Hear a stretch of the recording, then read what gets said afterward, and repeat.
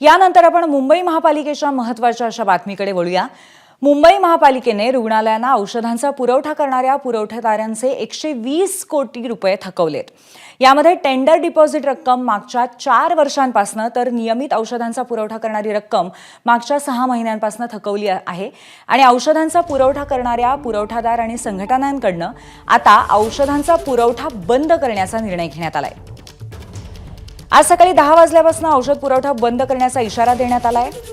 KEM, Sion, Cooper, Nair, Rajawadi, Bhagwati, Bhabha यांसारखी जी रुग्णालय आहेत तिथे बीएमसी कडनं चालवण्यात येणाऱ्या 27 रुग्णालयांवरती अशा एकंदरीत 27 रुग्णालयांवरती याचा परिणाम होण्याची शक्यता आहे। पुरवठादारांनी महापालिकेने 120 कोटी रुपये थकवलेले असल्यामुळे पुरवठा बंद करण्याचा इशारा दिलाय।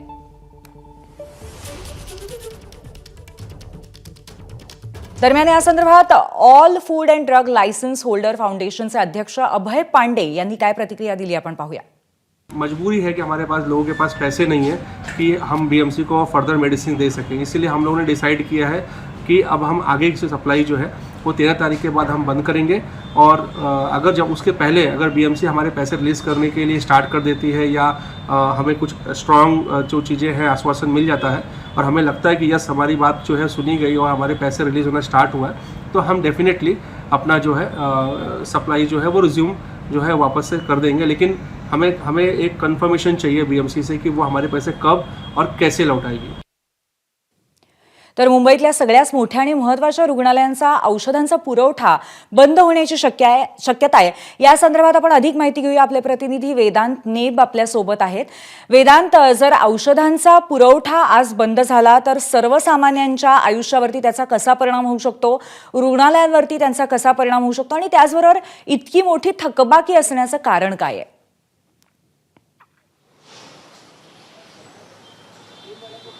पूर्वी खरं तर या औषध पुरवठा करणाऱ्या संघटना पुरवठादार यांनी 3 दिवसापूर्वीच मुंबई महापालिकेला इशारा दिला होता की तुम्ही आमची थकबाकी लवकरात लवकर द्यावी, अन्यथा आम्ही सोमवारपासून अशा प्रकारचा औषधांचा पुरवठा बंद करू। आणि त्यामुळे सकाळी 10 वाजल्यापासून ते औषधांचा पुरवठा बंद करणार आहेत। त्यांचं म्हणणं आहे एक तर लिखित द्यावं की 120 कोटी रुपये ज्यामध्ये डिपॉझिट आहे, त्यासोबतच मागील 6 महिन्याचे जे नियमित पुरवठा औषधांचा केला जातो त्याचे पैसे आहेत ते जर तुम्ही लिखित स्वरूपात दिले किंवा पैसे दिले तर आम्ही हे जे बंद आहे ते मागे घेऊ। मात्र अद्यापही मुंबई महापालिकेकडनं कुठल्याही प्रकारचे आश्वासन त्यांना देण्यात आलेलं नाही आणि त्यामुळेच एक बैठक या सगळ्या औषध पुरवठा संघटनांची होणार आहे।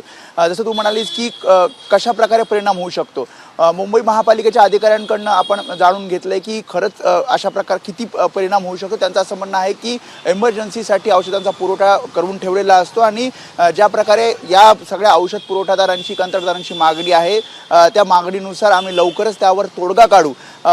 जे औषध पुरवठादारांचं म्हणणं आहे की अकाउंट डिपार्टमेंटकडनं काही ना काही कारणं सांगून आमची मागणी मान्य केली जात नाहीये आणि त्यामुळेच आज दुपारपर्यंत काय तो फायनल निर्णय हा मुंबई महापालिकाकडनं घेतला जाईल।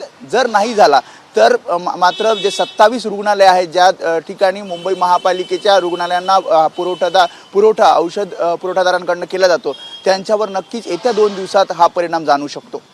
पूर्वी धन्यवाद वेदांत आपण दिलेल्या माहितीबद्दल। तर आज जर पुरवठा बंद झाला आणि त्यावरती दुपारपर्यंत तोडगा निघाला नाही तर मात्र उद्यापासून या औषधांच्या पुरवठ्याबद्दल जो निर्णय घेण्यात आलेला आहे, जो पुरवठा बंद होईल त्याचा महत्त्वाच्या सर्व रुग्णालयांमध्ये परिणाम होण्याची शक्यता आहे।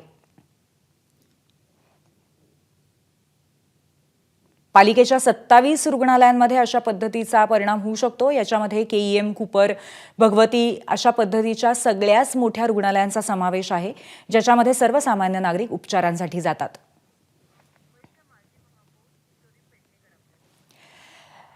या संदर्भात चर्चा करण्यासाठी मुंबईच्या माजी महापौर किशोरी पेडणेकर आपल्या सोबत या क्षणी आहेत। आपण त्यांच्याशी अधिक चर्चा करूया। नमस्कार किशोरीताई, आपलं स्वागत आहे एबीपी माझामध्ये। किशोरीताई, साधारणपणे 120 कोटी रुपयांची थकबाकी कुठेतरी महापालिकेकडनं आहे आणि म्हणून औषधाचा पुरवठादार बंद करणार अशा पद्धतीचा निर्णय त्यांनी घेतला आणि यावरती अजून तोडगा निघालेला नाहीये। आपली प्रतिक्रिया याबद्दल? एक तर या गोष्टीचा मी निषेध करते, कारण गेल्या 3 वर्षात प्रत्येक वेळेला आम्हालाच विचारलं जातं 25 वर्षात केलात काय? तर 25 वर्षात आम्ही सुखसोयी देण्यामध्ये कुठेही कधीही कमतरता केली नव्हती। पूर्ण हॉस्पिटल चांगल्या प्रकारे आम्ही रन केलेली होती. हॉस्पिटलच नव्हे तर सगळ्या ज्या पायाभूत सुविधा आहेत याही प्रत्येक वेळेला व्यवस्थित देण्यात आलेल्या होत्या. गेल्या 3 वर्षात या नतद्रष्ट सरकारने संपूर्ण स्वायत्ता सगळ्यात स्वतःच्या ताब्यात घेतल्यामुळे कोणाचा कोणाला पायपोस नाही. आणि ज्या पद्धतीने लाडकी बहीण आणली, ज्या आपल्याला माहिती आहे की आपल्या तिजोरीवर एवढा मोठा ताण आहे, तरी फक्त सत्ता मिळवण्यासाठी जे काय केलं, आज त्याच लाडक्या बहिणी औषधाविना तडफडत आहेत हॉस्पिटलमध्ये, त्यांना औषधं मिळत नाहीयेत. आणि आता जे ठेकेदार आहे देणारे, त्यांना जर पैसेच नाही दिले तर ते ज्या कंपन्या आहेत त्या ऑब्विसली बंदच करणार. मग याला आता जबाबदार कोण? हा, जर आपण खरंय किशोरीताई, तुमचा प्रश्न आम्हाला कळलेला आहे आणि तुम्ही आपल्या भावना आणि तुमची प्रतिक्रिया आम्हाला दिलीत त्याबद्दल खूप खूप धन्यवाद. एबीपी माझा, उघडा डोळे बघा नीट.